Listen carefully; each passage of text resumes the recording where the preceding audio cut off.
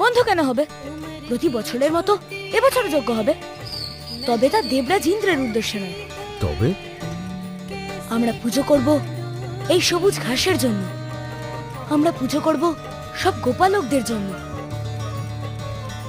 আমরা পুজো করব এই গিরি গোবর্ধন পর্বতের জন্য, যে পর্বতের ঢালে আমাদের গোসাবকেরা চড়ে বেড়ায়, কচি ঘাস খেয়ে বেঁচে থাকে, যে পর্বতের ঢালে আমরা নিশ্চিন্তে বসবাস করি।